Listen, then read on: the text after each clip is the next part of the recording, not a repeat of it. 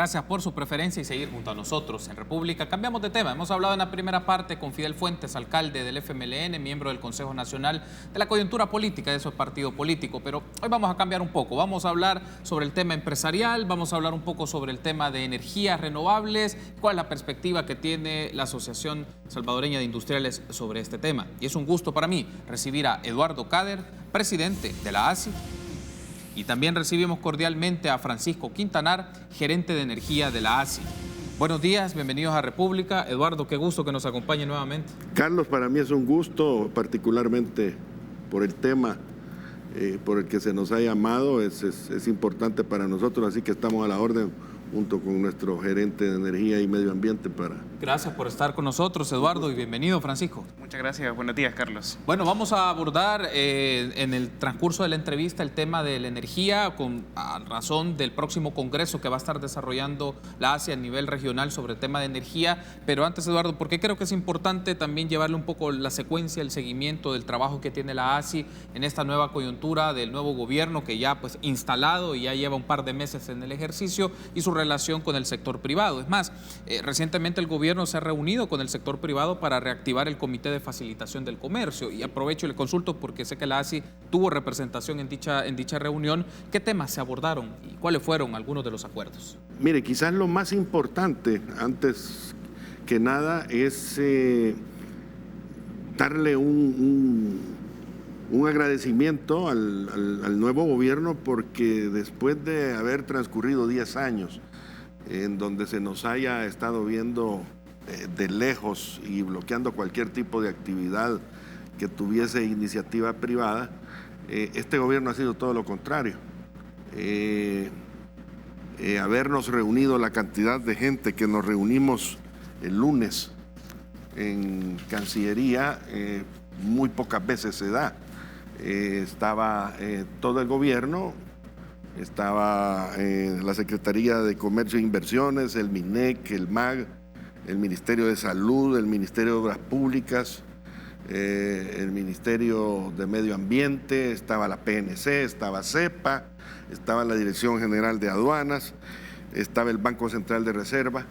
Y por el otro lado, como digo yo, al otro lado de la mesa, así lo dijimos ese día, está la empresa privada representada por el Comité de gremiales que estamos trabajando en el tema de facilitación de comercio. Sí, fácil, esto lo encabeza ASI y verdaderamente estamos esperanzados en que lo que de ahí surja sea positivo. Todos los ministros que asistieron y los presidentes y directores de autónomas mostraron apertura, estar listos para colaborar. Algunos de ellos inclusive expresaron que ya en alguna medida parte de lo que nosotros les presentamos como agenda ya estaban adelantando y pues con solo el hecho de estar ahí juntos después de no sé cuántos años de no haberlo podido hacer, con el propósito de ser productivos para el país, yo creo que es bueno. Nos da alguna esperanza esa apertura y estamos optimistas, listos a colaborar. Hay muchas cosas que ahí se expresaron, principalmente el tema de trabajar en la planeación estratégica de la facilitación del comercio, pero una planeación estratégica de país en términos de facilitación de comercio. La iniciativa vino originalmente del ministro de Comercio e Inversiones y la ministra de Economía. Aquí hay un aspecto, porque ya vamos a pasar directamente al tema de energía para escuchar a Francisco, pero me he detenido en este asunto, Eduardo, porque es relevante. Usted mencionaba, era algo que estaba desarticulado en las gestiones anteriores. Sí. Entonces se retoma esto, que es un espacio de interlocución entre el sector público con el sector privado, público a través del gobierno de la República, pero entiendo que hay temas que son prioritarios. Y fácil, estaba hablando de nueva ley de aduanas, la integración ya plena a la unión aduanera, pero también la simplificación de trámites. Y tomando como estos tres grandes temas, para la ASI, ¿cuáles son las prioridades en corto y mediano plazo? Mire, nosotros, yo no quisiera hablar solo de ASI en esta ocasión, porque el Comité Intergremial de Facilitación Comercial está compuesto por CAMTEX, ANCHAM, Cámara de Comercio, ADES, Camagro, Coexport, Cámara de Comercio y ASI. Entonces, no es una cosa que solo le atañe a la industria, sino que le atañe también al comercio, a la distribución, a las exportaciones. En fin, imagínense la industria textil, por ejemplo, que depende mucho de exportaciones. Entonces, luego después de que se le hizo la presentación de las necesidades o requerimientos de que cada una de las cámaras industriales tenía para mejorar la facilitación del comercio, se aterrizó, digamos, en 7 prioridades que para nosotros deberían de ser ejecutadas antes de que termine el año, como para, en verdad, tomar rumbo en el esfuerzo que se está haciendo. Primero, pues lo que le mencionaba de la planificación estratégica conjunta, dicho sea de paso, y vale mencionar que la gobernanza, por llamarle así, de este Comité Nacional de Facilitación de Comercio va a ser compartida. Entonces, este no es un tema del gobierno ni un tema de la empresa privada, sino que se articula el esfuerzo. Eso es bueno. Entonces, cuando se habla de esas 7 prioridades, se las voy a leer muy rápido. Está lo de la nueva Ley General de Aduanas para que entre en vigencia en enero a más tardar de 2020, la elaboración del plan estratégico al que me refiero, la incorporación operativa de El Salvador a la Unión Aduanera del Triángulo Norte, ya me refiero a la incorporación profunda, ya funcionando, operando, el análisis público-privado de la normativa negociada del Cauca y el Recauca, para el cumplimiento del acuerdo de facilitación de comercio de la OMC. Esto es ley de la República. Revisar los procesos para simplificar los trámites de registros sanitarios de alimentos y bebidas, certificaciones fitosanitarias, visados de importación de insumos agropecuarios, veterinarios, etcétera. Realizar un diagnóstico del funcionamiento del Laboratorio Central de Referencia. Este es un laboratorio de comprobación de calidades, alérgenos y cualquier cantidad de cosas que por ahora solo está dependiendo de uno instalado en el Ministerio de Salud, que no da abasto. Entonces, antes estaban certificados por el mismo Ministerio de Salud otros laboratorios que podían certificar. Y por último, simplificar regulaciones y requisitos del manejo de la carga en puertos y aeropuertos.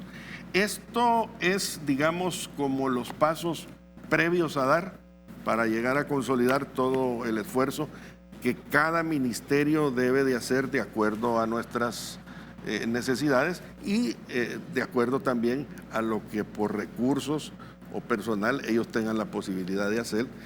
Por ahora se ha visto la voluntad, todo ha sido positivo y esperamos que vayamos caminando, porque esto no se trata de que tiene una fecha de finalizar, todo es perfectible en la medida que el tiempo corre. Pero en la medida entonces del tiempo se tienen que ir implementando en el transcurso lo que resta de este año y de plenitud 2020, que es como la expectativa que se tiene, Eduardo. Eso se tiene respecto a los numerales que le he mencionado ahorita, pero el paquete es más amplio en cada uno de los temas.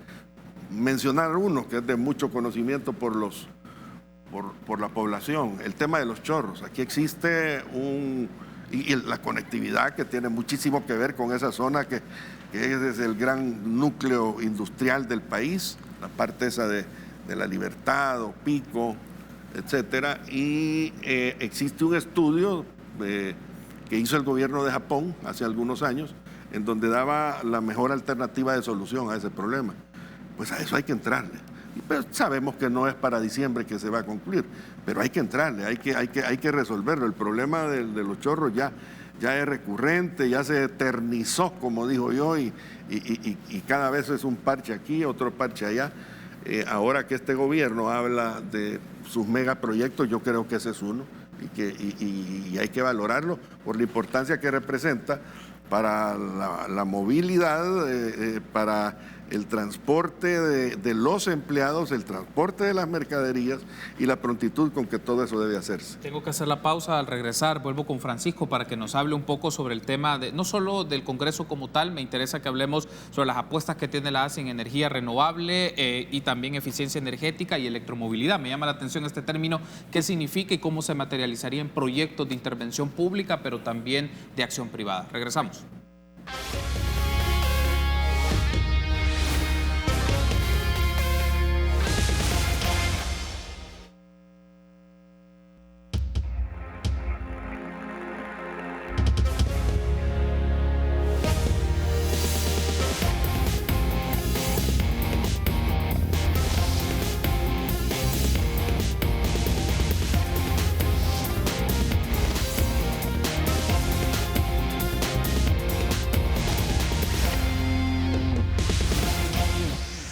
Seguimos platicando un poco de la agenda empresarial a través de los representantes de la Asociación Salvadoreña de Industriales. Hablamos de la facilitación del comercio y del Congreso Regional de Energía. Nos acompañan Eduardo Cader, presidente de la ASI, y también Francisco Quintanar, gerente de energía de la ASI. Francisco, hablemos un poco, ya vamos a ir de lleno al tema del Congreso como tal y las actividades, los ponentes y los temas que van a poner en discusión, pero me interesa también que abordemos específicamente para la ASI cuáles son en términos generales las prioridades en materia energética que se deben de desarrollar en el país.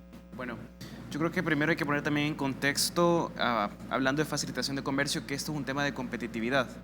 Hay que esclarecer que la industria en realidad le importa mucho el tema de energía porque primero son proyectos de eficiencia en la producción, son proyectos que al final es de innovación, nuevos recursos, y no solo el tema de ahorros, sino también de responsabilidad social ambiental. Ya estamos en una transición en cuanto al sector empresarial, que son proyectos ya integrales. Una de las prioridades, como ya lo mencioné, es eficiencia energética, otro es el impulso a la energía renovable, especialmente la solar. Tenemos un boom en El Salvador, es uno de los países más activos y más dinámicos en Centroamérica en cuanto a la cantidad de proyectos de energía renovable y especialmente la inversión en energía solar. Estamos viviendo una etapa en que entre 2013 a 2022 tendremos una inversión estimada de $1.300 millones en proyectos de gas natural, energía solar, energía eólica. Entonces, ese es donde la apuesta al final de la empresa privada es hacer más eficientes, a buscar estas nuevas energías y hacer más competitivo con ese tipo de proyectos innovadores. ¿Qué significa entonces para este tema de no solo competitividad y a la vez eficiencia en el uso de estos recursos en materia energética? ¿Qué le significa también para la empresa privada esta responsabilidad social de carácter ambiental? Para verlo con más detenimiento, porque también lo cierto es los seres humanos, las empresas dejan una huella ecológica. El tema es cómo las empresas pueden aplicar esta responsabilidad en materia del trabajo que hacen y el uso de los recursos en función de las tareas que tienen.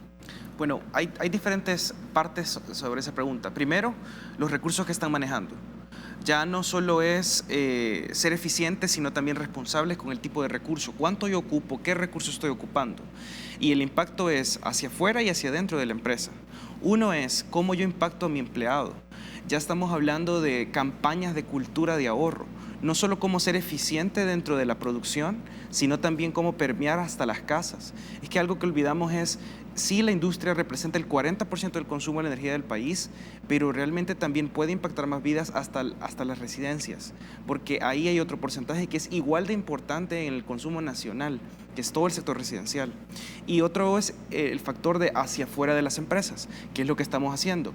El cambio climático es real y nos está afectando. Entonces estamos viendo que tenemos que cuidar recursos agua, recursos energéticos, que aún en el país somos dependientes de los derivados del petróleo.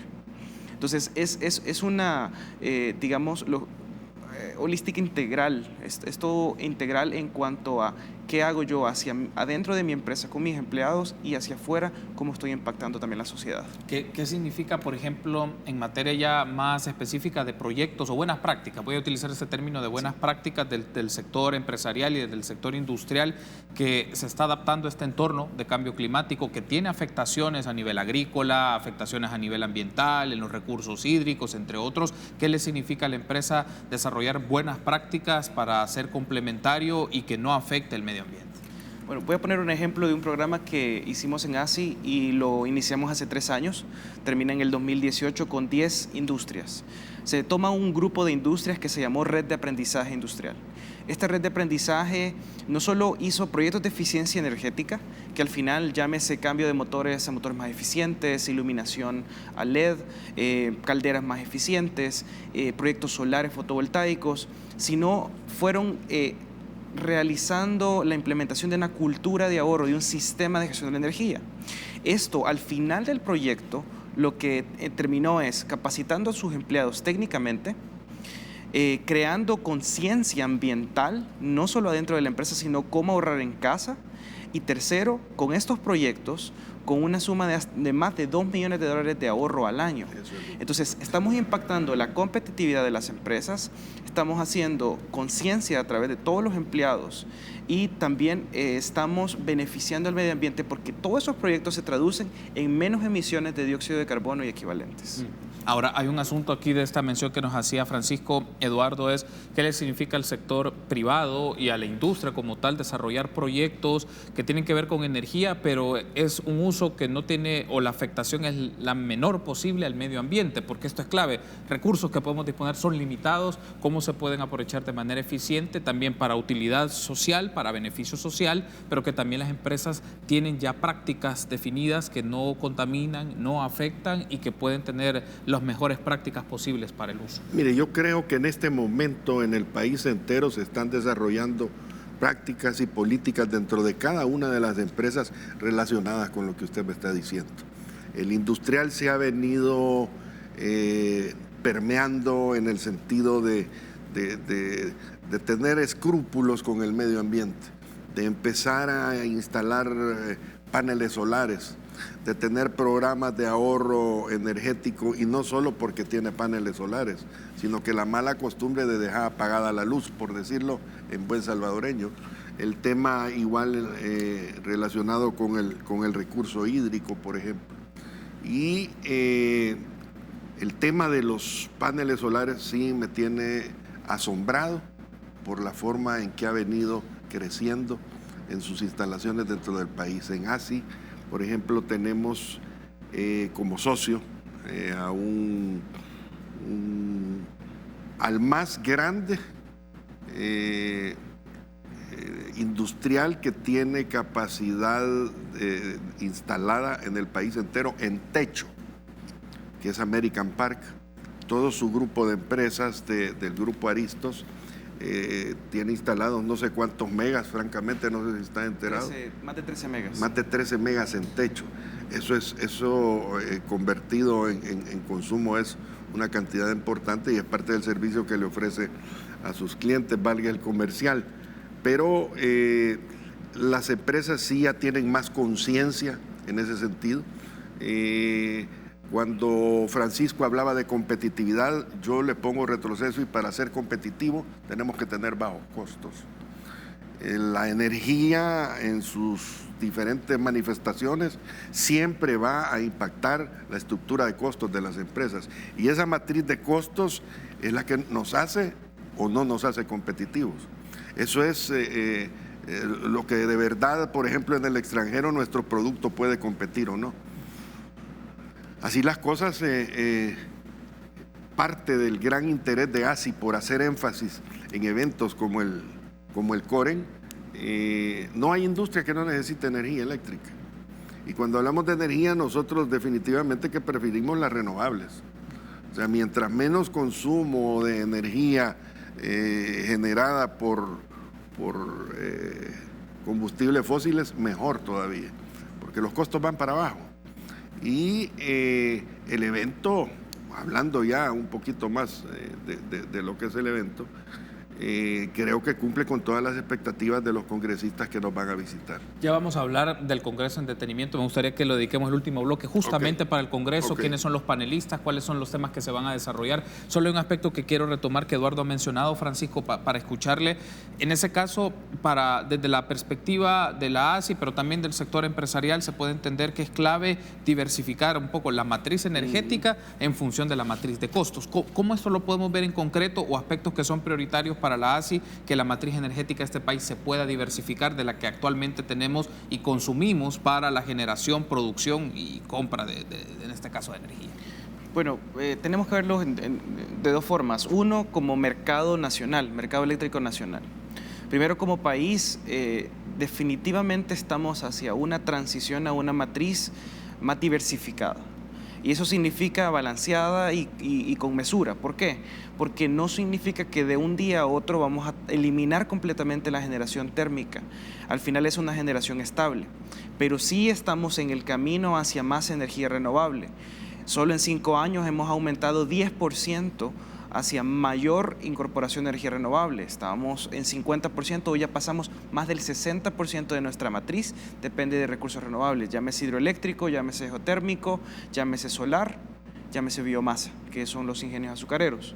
Entonces, uno es eso. ¿Por qué? Porque la generación renovable, por la estructura de nuestro mercado nacional, va a venir a impactar al precio de la energía directamente. Es una energía más barata en cuanto a la generación y además entra con prioridad porque nuestro mercado funciona por orden de mérito.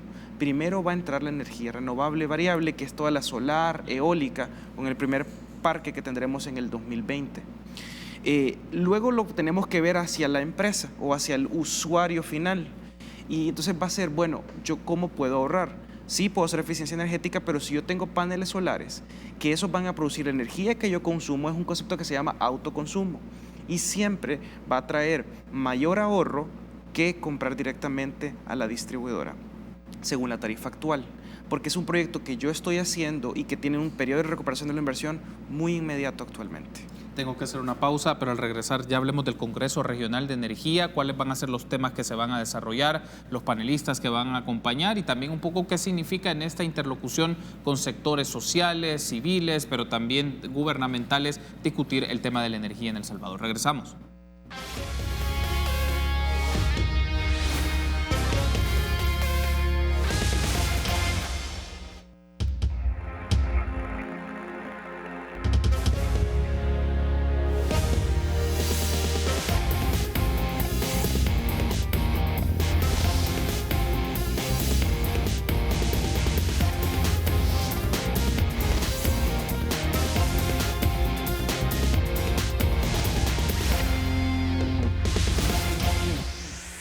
Gracias por ser junto a nosotros en República. Último bloque de esta segunda parte. Estamos platicando con Eduardo Cader, presidente de la ASI, y con Francisco Quintanar, gerente de energía también de la ASI, sobre el Congreso Regional de Energía. Eduardo, coméntenos un poco cuál fue la motivación de desarrollar este Congreso Regional de Energía, que ahora se le titula para 2019 Energía y Digitalización, brechas y oportunidades hacia la sostenibilidad. Bueno, esta es una iniciativa no de hoy. Esta es ya la sexta versión del Congreso Regional de Energía y vale decir que ha alcanzado de verdad ese apellido de regional en vista de la internacionalización que ha tenido incluso fuera de la región centroamericana y del Caribe. ¿De dónde surge? Pues hombre, lo que comentábamos en el bloque anterior, en el sentido de que hay en la energía una parte importante dentro de la estructura de costos de todos los países, de todas las empresas, y lo consideramos valioso entrarle a un evento de la calidad del que nosotros estamos presentando. Nosotros estamos presentando un evento en donde vamos a hablar de política energética y desarrollo sostenible, de digitalización como algo novedoso en el sector eléctrico, de gestión energética propiamente hablando, de la eficiencia que debe de darse en las empresas, de la energía renovable propiamente hablando y sumergirnos un poquito en ello, porque como ya escuchó aquí, todo el mundo cree que energía renovable solo es la geotermia y los paneles solares. No, hoy ya tenemos biomasa, por ejemplo, y vienen otras alternativas. Luego, cuando hablamos de geotermia, vamos a hablar de proyectos que hay para el futuro y de lo que representa en este momento el estado en que quedó nuestra planta geotérmica, el mal estado en que quedó esa planta y de lo que está haciendo el nuevo gobierno, particularmente la GEO, para volverla a hacer producir lo que producía en el pasado, sin necesidad de ampliaciones. Estamos hablando de lo que puede ser el financiamiento de energías renovables, hablar algo importantísimo y que tiene mucho que ver con las quejas de la población cuando se le dice hay aumento de la energía, pero nadie sabe realmente de dónde proviene ese aumento. Y todo el mundo se lo achaca al gobierno, y no es necesariamente el gobierno el responsable, sino que es el mercado regional de energía. La movilidad eléctrica definitivamente es algo que hay que tocarlo, es la tendencia mundial, ya estamos atrasados en eso. Costa Rica, aquí mismo en Centroamérica, ya tiene transporte público eléctrico. Sí. pero en el país no estamos listos ni tan siquiera en las regulaciones de ella. Dicho sea de paso, el tema de la movilidad eléctrica, nosotros vamos a tener un expositor, porque el evento comprende una exposición también, y vamos a tener un expositor que ha importado motocicletas eléctricas. Hoy que se ha puesto tan de moda las motocicletas aquí, ha importado motocicletas eléctricas. Llega a la aduana y tiene un problema. Dice, ¿y de cuántos centímetros cúbicos es su moto? Es que la energía no se mueve, no se mide por centímetros cúbicos. Entonces, esas son de las trabas que hay que resolver en términos de la movilidad. Yo creo que lo de la movilidad eléctrica debe de gozar de importantes incentivos por parte del gobierno para facilitar el ingreso y el ahorro para todos nosotros. De igual manera, las distribuidoras de vehículos deberían de ser... pensar ya en adaptarse y moverse a este ámbito. Ya hay intenciones y ya hay vehículos aquí que están a prueba por un par de distribuidoras en ese sentido. Y luego vamos a hablar un poquito del gas natural por el gran proyecto que se nos viene, principalmente. Yo quisiera que Francisco tal vez le ampliara respecto a la calidad que vamos a tener de conferencistas en el evento. No es un evento que tiene conferencistas de la región, sino que estamos hablando de gente con carácter mundial y de alguna estatura importante, gente de Harvard, gente de la Universidad de Ginebra, gente de México, del CONUE.